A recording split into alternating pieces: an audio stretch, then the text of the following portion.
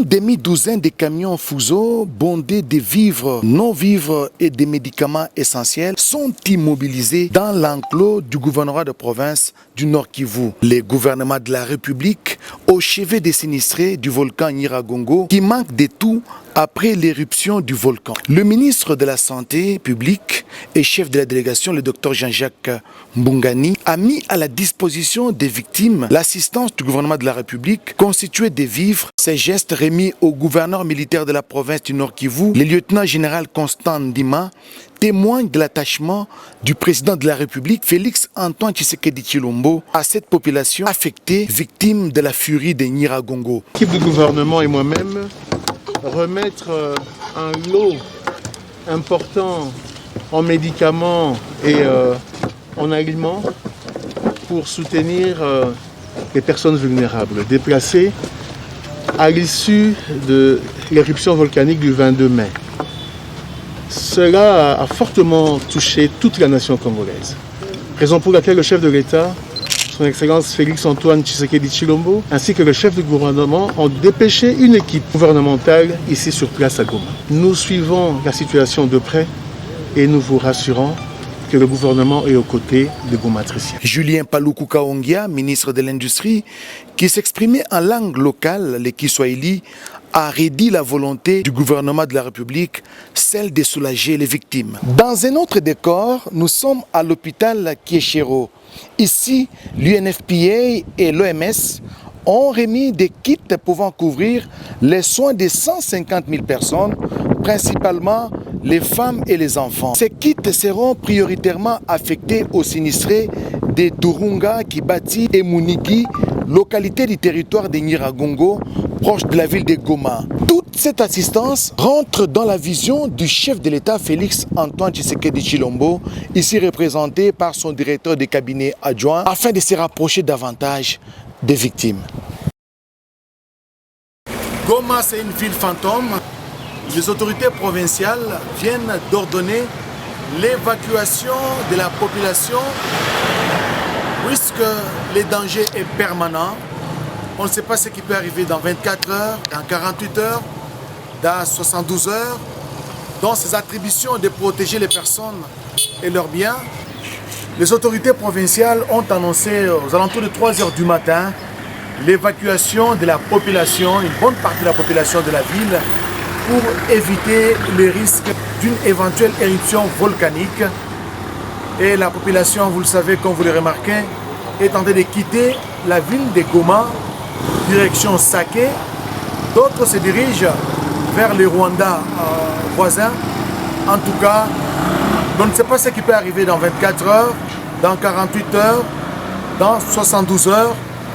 Le simple mot d'ordre à suivre, c'est celui du gouverneur de province, le lieutenant général Constant Ndima, qui a demandé à la population d'évacuer vers des lieux sûrs, notamment Sake.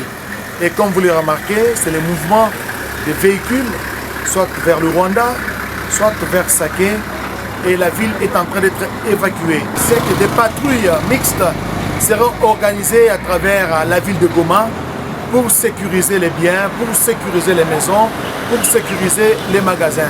Et dans l'entretemps, c'est l'incertitude. Depuis Goma, Oscar Mbal, RTNC. Les marchés de vente des produits agricoles et autres récoltes restent actifs à Sake, territoire de Massissi, pour livrer des denrées de première nécessité aux habitants riverains de cette partie du Nord Kivu.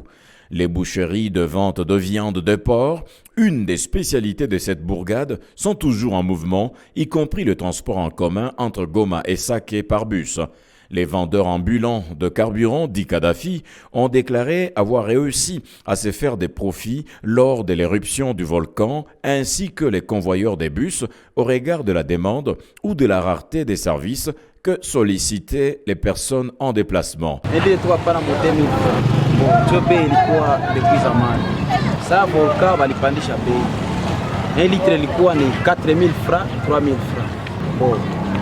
Juu sasa tunaenda rangura essence kwenye tunaongeaka tulipata wakatuambia seka tunarangura tukarangura bidomo 34500 mesa Goma volcan ilipanda tunarangura mu 40000 francs kwa 50000 francs Juu nasema Kadafi tukaona ombo tupandishe essence.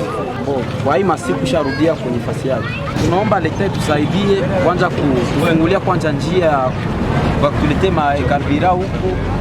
Na chakula inapanda bei sana.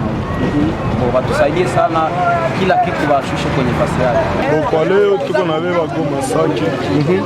Mais samedi soir tulikia kuta population ya Goma mingi kona shuko kusaki. Tukapandisha bei.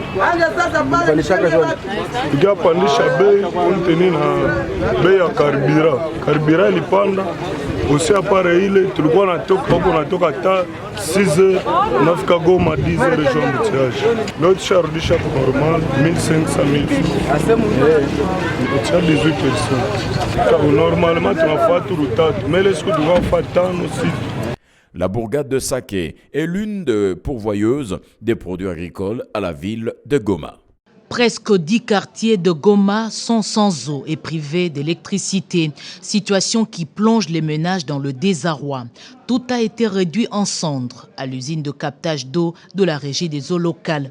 Les larves ont calciné des véhicules, des conteneurs et des tuyaux d'alimentation. Nous venons de perdre ces grands réservoirs de 5000 m3. La coulée des laves, quand ça a continué, en descendant, il a traversé la route principale qui amène les tuyaux d'alimentation et les tuyaux qui assurent les services de distribution sur 1200 mètres. Ce tuyau aussi a été calciné. En mission de réconfort à Goma, la délégation du gouvernement sous la conduite du ministre de la Santé, Jean-Jacques Mbongani, a visité ce qui reste de ces installations. Nous sommes vraiment touchés parce que ça a endommagé les installations acquises avec l'aide de partenaires. J'ai cité la CICR ici présente.